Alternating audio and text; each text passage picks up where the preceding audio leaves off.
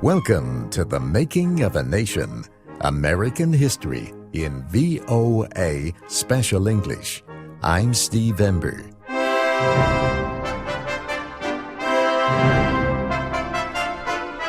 Britain was once the most powerful nation in the world. It ruled a far-reaching empire. This week in our series, we look at how British power gave way to American influence after World War II.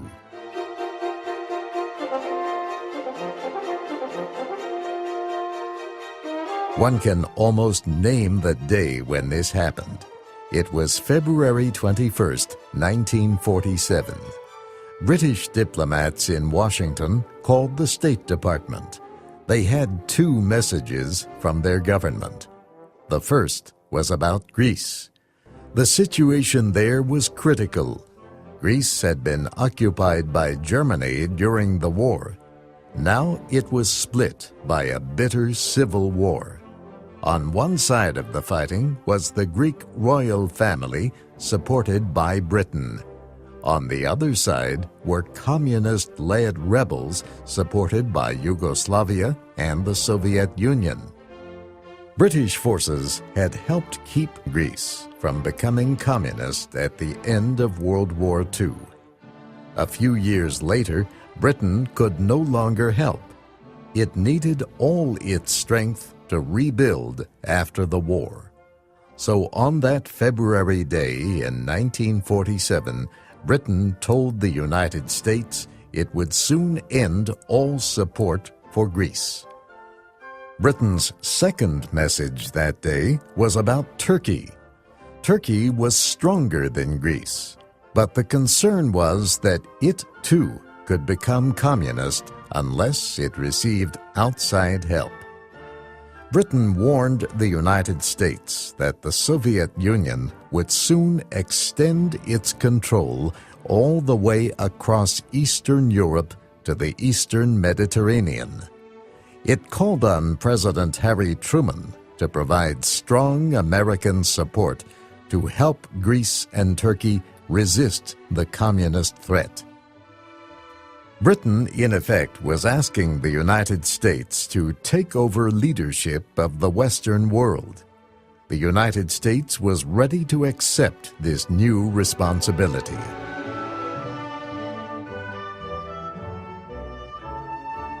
For months, relations between the United States and the Soviet Union had been growing worse and worse.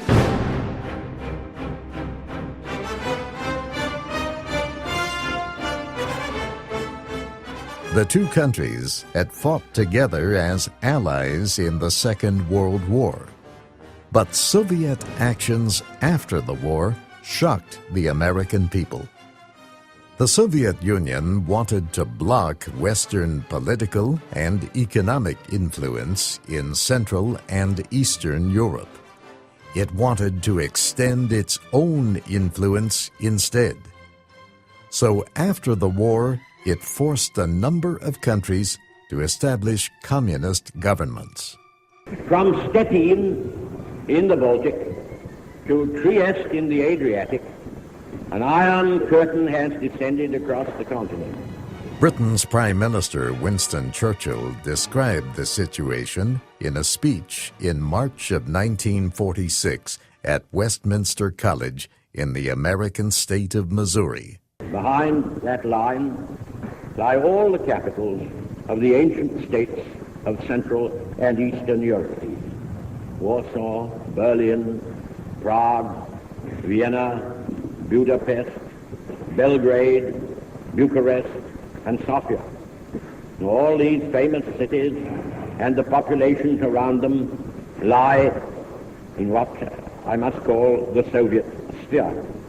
And all are subject, in one form or another, not only to Soviet influence, but to a very high and in some cases increasing measure of control from Moscow. Churchill warned that the Soviet Union was trying to expand its power. He described it as an iron curtain falling across the middle of Europe. This Iron Curtain divided Europe into a communist East and a democratic West.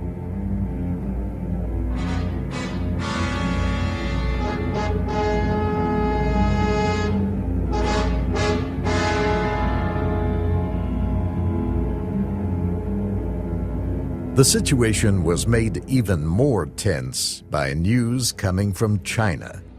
China was a divided nation at the end of World War II. The forces of nationalist leader Chiang Kai-shek controlled the southwestern part of the country. Communist forces under Mao Zedong controlled the north. Both the United States and the Soviet Union expected that Chiang Kai-shek would be able to unite China. Chiang and the nationalists won several early victories over the communists, but Mao and his forces used a growing hatred of the nationalist government to win support. Slowly, they began to win battles and capture arms. Early in 1949, communist forces took control of Peking, now Beijing, and Tianjin. They captured Shanghai and Canton. By the end of the year, Chiang and his nationalist forces had to flee to the island of Taiwan. The fall of the nationalist government on the mainland caused a bitter political debate in America. Some critics of the Truman administration thought the United States had not done enough to help the nationalists. The Truman administration rejected the charges. It said Chiang caused his own defeat by failing to reform and win the support of the Chinese people.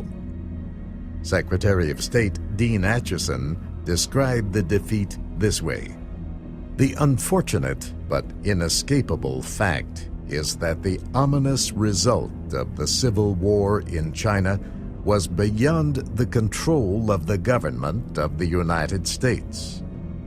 Nothing that this country did or could have done within the reasonable limits of its capabilities could have changed that result.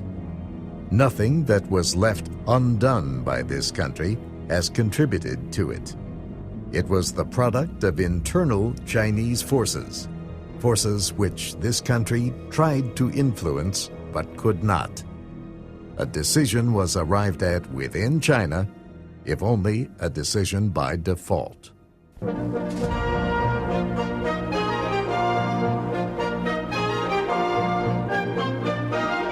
The United States was more successful in its policies toward Europe. The British warnings about the communist threat in Greece and Turkey led President Truman to speak to Congress. He said, "I believe that it must be the policy of the United States to support free peoples who are resisting attempted subjugation by armed minorities or by outside pressures." Truman called on Congress to give him $400 million in aid for Greece and Turkey. After a brief but intense national debate, Congress agreed.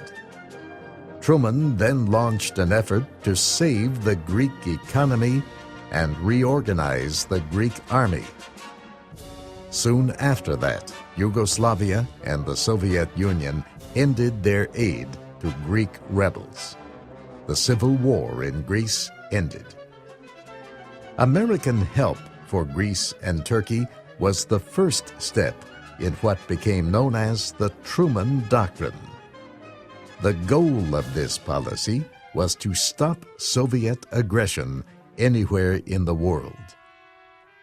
Truman was willing to use military force to stop the spread of communism, but he also believed it was equally important to build up Western European nations so they would be strong enough to defend themselves.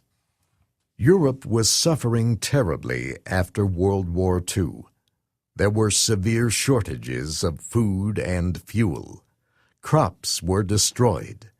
Many Europeans were beginning to look to the communists, to anybody, to save them. This is one reason why Truman and his advisors developed a plan to rebuild the economies of Europe. After the war, President Truman made George Marshall his Secretary of State. Marshall had led American troops as a general in World War II. Now, as the nation's top diplomat, he proposed the idea for rebuilding Europe. This idea became known as the Marshall Plan. President Truman explained why there had to be a Marshall Plan. People were starving, he said. There had been food riots in France and Italy. There was not enough fuel. People were cold and sick. Tuberculosis was breaking out. As Truman said later, something had to be done. Secretary of State Marshall described the plan during a congressional hearing in Washington. Why must the United States carry so great a load in helping Europe? The answer is simple. The United States is the only country in the world today which has the economic power and productivity to furnish the needed assistance. The 6 8/10 billion proposed for the first 15 months is less than a single month's charge of the war. To be quite clear, this unprecedented endeavor of the new world to help the old is neither sure nor easy. It is a calculated risk. It is a difficult program. And you know far better than I do the political difficulties involved in this program. But there's no doubt whatever in my mind that if we decide to do this thing, we can do it successfully. And there's also no doubt in my mind that the whole world hangs in the balance as to what it is to be. The United States offered aid through the Marshall Plan to all countries in Europe. The Soviet Union and its allies refused help. 16 other countries, however, welcomed the aid.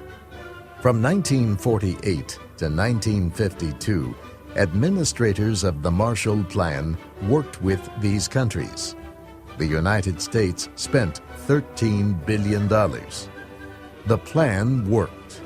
Agricultural production in Marshall Plan countries increased by 10%.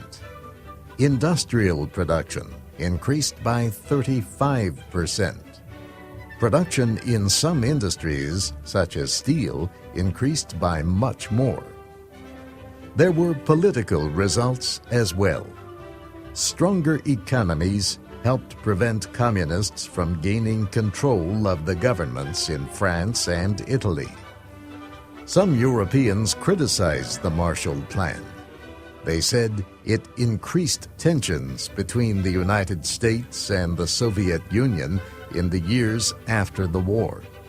Yet few could deny that the plan was one of the most successful international economic programs in history.